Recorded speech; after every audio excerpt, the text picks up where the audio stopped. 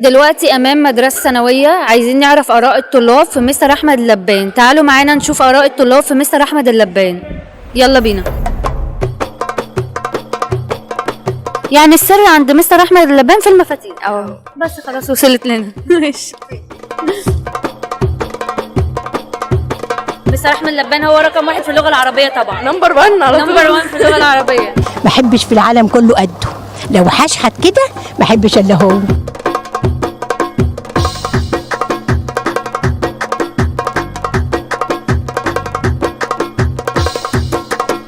كل ده عشان مستر احمد اللبان؟ ايه؟ مستر احمد اللبان طلع مشهور قوي جدا جدا. بتحبوه كلكم؟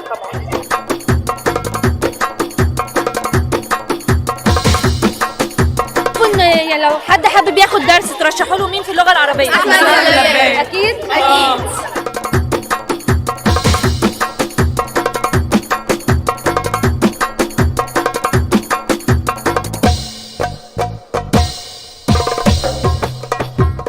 لا كويس جدا في الشرح. هو بيسهل كل حاجه. احمد اللبان ولا نادي الاهلي؟ لا احمد اللبان.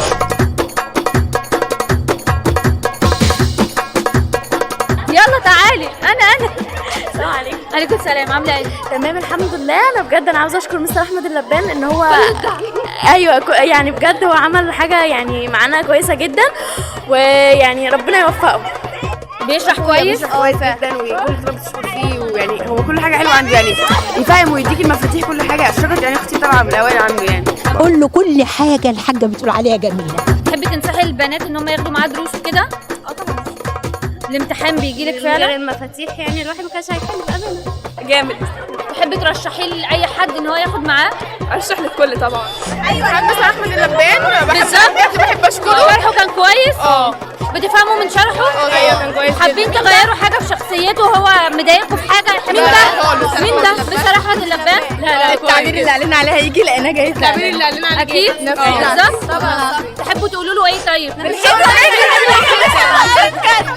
امتحان بصراحه جامد. بصراحه بنهزر. بس بقى جيبوا لي امتحانات جامده عشان ادعي لكم. الشرح بتاعه كويس بتفهم منه؟ الشرح كويس كله تمام. هو شرحه مفصل يعني بسيط جدا، وفي نفس الوقت انت بتفهمي وبتحلي، دي اهم حاجه.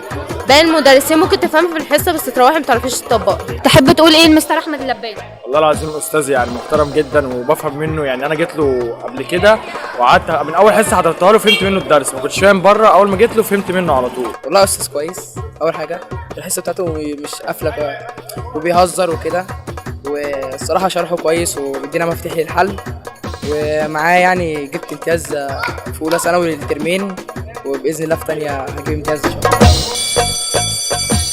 متضايقه منه في حاجه وحابه تقولي له؟ لا مش عارفه تواجهيه بيها؟ عادي مفيش مشكله. لا والله. طب في حاجه في شخصيته حابين ان هو يغيرها؟ لا هو 100 100 كده. انا حابه بكل حالاته. هو حلو زي ما هو. بيضايقكم في اي حاجه؟ لا والله بالعكس خالص.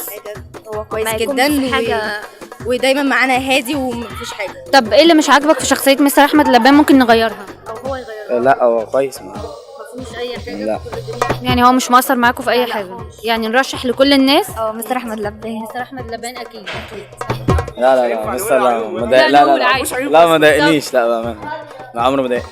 ولا هو مستر محترم وكويس وشرحه كويس، ويعني مفاتيحه كويسه برضه كنا نعرف نحل بيها وكده. والحصه بتاعته مش بتبقى كلها شده ولا كلها هزار وكده، لا بتبقى في المعقول وكده، واسمه ده كويس يعني وكده برضه. يعني ربنا يوفقه في حياته. لو حبيت ترشح لحد مدرس لغه عربيه ترشح له مين؟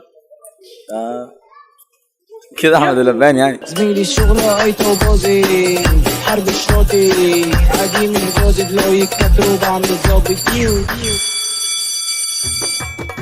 طب لما بيتوقع اسئله الامتحان بتيجي؟ فعلا. فعلا بجد؟ طبيعي. امتحانات كانت حلوه؟ الامتحان كان جميل جدا ونفس الافكار جات لنا في الامتحان. يعني هو لما بيتوقع الامتحان بيجيلك بالظبط؟ اكيد شور؟ ايوه عنده من اعدادي. ثانيه اعدادي كمان؟ مفاتيح. سمعت ان الامتحان كله بيجي اللي هو الامتحان اصلا جه من مراجعته. شكرا جدا على المفاتيح. بصراحه فعلا؟ ايوه قال لنا على كذا حاجه. وجت؟ ايوه جت فعلا. الترم اللي فات برضه توقع لنا حبه اسئله جت في الامتحان، هي دي اللي نجحتنا. ثالثه ثانوي برضه هو لسه قايل القطعه في ثالثه ثانوي المره اللي فاتت جت. صراحه نقصني في الترم الاول كسنه اولى، كنت ضايعه خالص، مش فاهمه في النحو ولا بلاغه ولا اي حاجه. حضرتهم اخر حصتين بس بتوع المراجعات، رحت قفلت امتياز في العربي. الصراحه بيبعت لنا يعني حبه اسئله وكده المهمه وذاكروها، وبيجي منها حبه اسئله في الامتحان. توقع اسئله الامتحان بتيجي فعلا؟ بتيجي اكيد. بس هو بيسهلنا علينا وبتيجي بشكل تاني. والمفاتيح كمان اللي هو بيديها لنا، المفاتيح دي بتسهل علينا الامتحان قوي، اللي هو بنبقى داخلين اصلا ضامنين. فعل زي ما هو بالشعار بتاعه تدخل ميح تخرج دحيح، او بالفعل احنا كنا داخلين ميح وكنا خايفين جدا من العربي، خرجنا مقفلين الترميم. خدنا امتيازين في الترميم. بيتوقع اسئله وبتيجي في الامتحان. ايوه يعني هو النهارده الامتحان يعني ما فيش غير 3 4 اسئله بس اللي ما جوش من اللي هو شرحه، بس بيتفهموا يعني. الموضوع كان سهل. بشكره جدا على المجهود اللي بيعمله مع اخواتنا. نشكره جدا. لا بشكره جدا بجد. بشكره جدا بصراحه، الدنيا تحفه. ما احبش في العالم كله قده، لو حشحت كده ما احبش الا هو. مستر احمد اللبان حرفيا جامد، وانصح الكل انه ياخد عنده. طب مضايقك في حاجه قبل كده وحابه تقولي له؟ شور؟ طبعا اللبان طبعا تحفه جدا. اكيد. والنبي مش هيسمع التسجيل ده. اسمع والله. حبيبي. فعلا؟ ايوه قال لنا على كذا حاجه. وجت؟ ايوه جت فعلا. تحبي تقولي ايه لمستر احمد لبان؟ هو بجد ربنا يوفقه، وهو بجد ممتاز جدا.